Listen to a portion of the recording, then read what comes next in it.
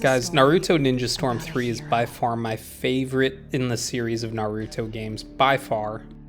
I mean, Naruto Shippuden is, in my opinion, the best anime series ever made. Just definitely some of the best storytelling ever, bar none. And the game really does do respect to the original series. It's an incredible game, so let's dig right into it. The game begins with Ninetales attacking the Hidden Leaf Village, kind of setting the stage for the entire story of Naruto Shippuden anyways. The Ninetales is going to attack, and it's really cool because you can play, the tutorial is essentially playing through this event that happens early in the series.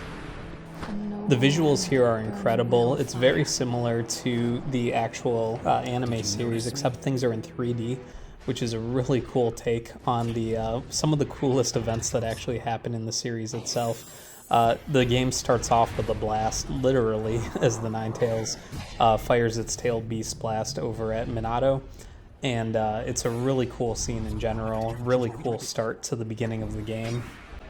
The game wastes no time introducing the main antagonist of the game, of course the masked man Toby, and this is what's really cool about the game in general. While it linearly follows the storyline of Naruto, it also allows you to make decisions which give a slightly different spin on the linear storyline.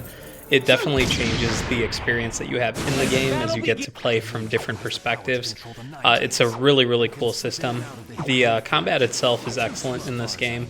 It's just like the older Naruto games as well. It has combo type attacks and each of the characters has their own battle style. The ninjutsu, or the special attacks, are really cool. The visuals on these are awesome. They really feel powerful, and it's unique for every single character. They really did an excellent job on the animation for this game. The cutscenes themselves are second to none, honestly taken straight from the anime in terms of inspiration. The battles in Ninja Storm 3 are also really unique, like this first battle against the Ninetales at the beginning of the game. Another cool thing that they've done is seamlessly integrate different cutscenes into the actual battle mechanics. So there's these quick time events that unleash really cool moves from the anime as well, and you'll recognize a lot of these scenes from those iconic battles, of course brought to life in 3D, which is really cool while still retaining that art style that's similar to the original anime. Really incredible job overall with the animation and a whole lot of fun, and all of this is only in the first 10 minutes of the game, which is wild. After that introduction, the game actually begins where Naruto Shippuden begins, and one of the cool things about this game mechanically as well is that you have an opportunity to explore the entire world of Naruto in sort of this third-person travel perspective. They've recreated the whole Hidden Leaf Village, which is really awesome, and there's a lot of little side quests as well to do, which keeps the game very interesting. Beyond that, I'm going to fast forward a bit through the game here, but the game follows the Naruto story pretty much all the way through to the Great Ninja War itself. It has a lot of iconic battles with all the major battles in the anime covered from the main storylines anyways. As you progress and as Naruto gets stronger at the different layers with the different skills that he learns, his attacks become stronger as well, and so do all of his different abilities. The types of ninjutsu that he'll use are definitely, they vary a lot. And that goes for all the players in the game. The game is full of different playable characters. In the main story, you obviously play as all of the good guys primarily, but there's also different modes where you can select and play as the bad guys as well as playable characters, and it's just wild, the variety of different attacks. I can't accentuate that enough. Beyond the actual story mode, there's also multiplayer as well as a free battle mode where you can pick the different characters to battle in the different locations. And this is really cool because then it gives you an opportunity to play as anybody that you encounter in the entire game. So you can set up different scenarios against different characters that don't even appear in the anime.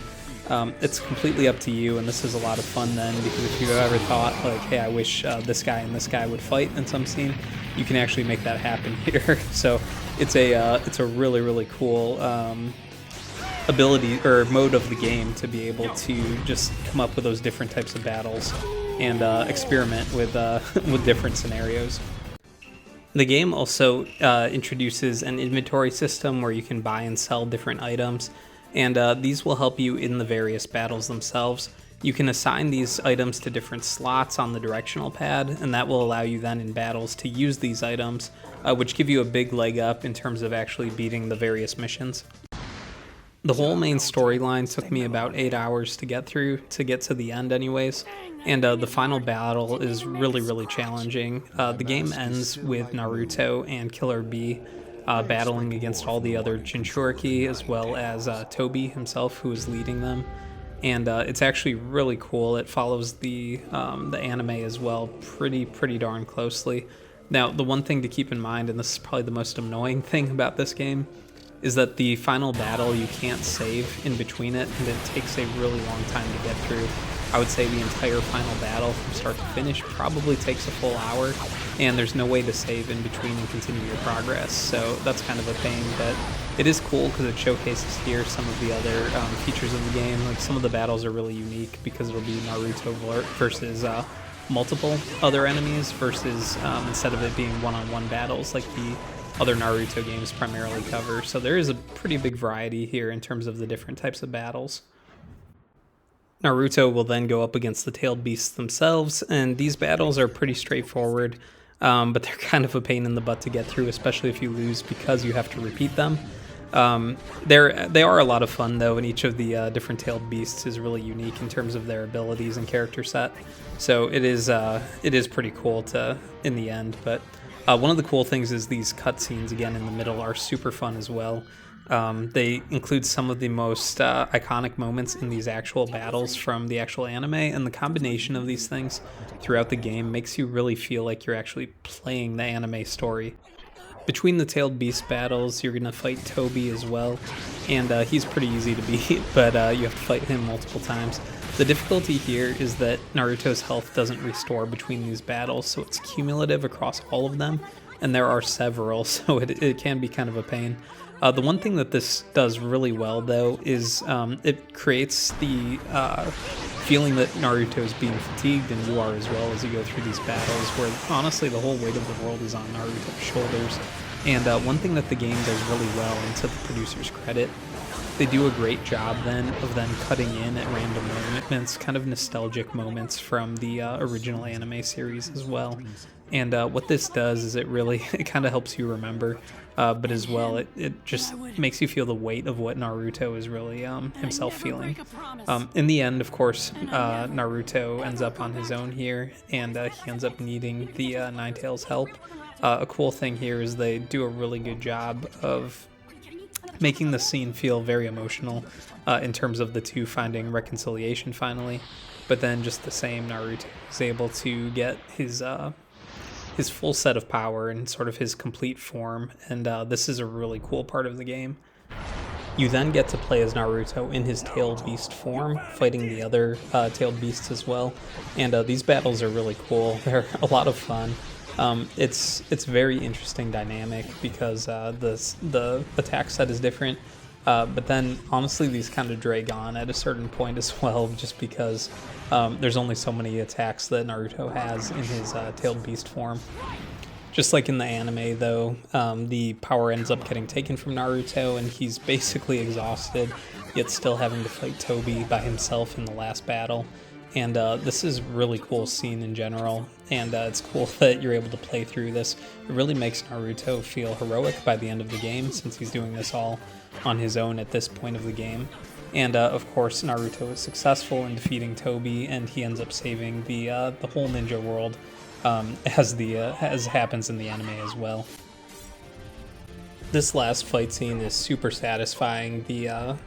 The quick time moves are really cool, and the animations here, they don't disappoint. It's a really cool storytelling, the way that they did this.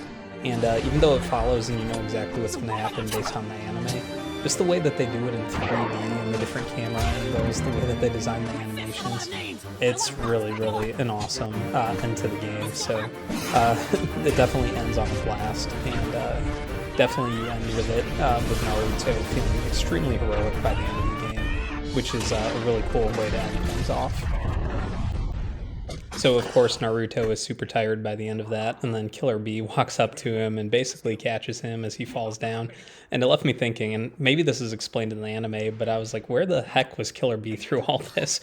And so maybe that's missing. I don't remember if the anime covers that because it was several years ago.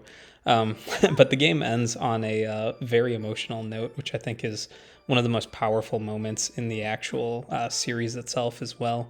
It ends with Naruto being reunited with his parents one last time, and them basically congratulating him and telling them that they're proud of him, as well as giving him an admonition to protect everybody that he loves, therefore, moving forward. And it's a really cool end to the story because it marks that transition where Naruto is finally not chasing after this legacy and problem that was kind of left over from his parents. Instead, from this point forward, he's going to be able to live in peace and essentially in a environment where the world has never known peace the way that it does here at the end of the series. So it's a really cool way to end things off, and honestly, a very powerful way to end it as well. Definitely a story that makes you think, and definitely, I was a huge fan of this game, huge fan of the series in general. You're not going to be disappointed by this game.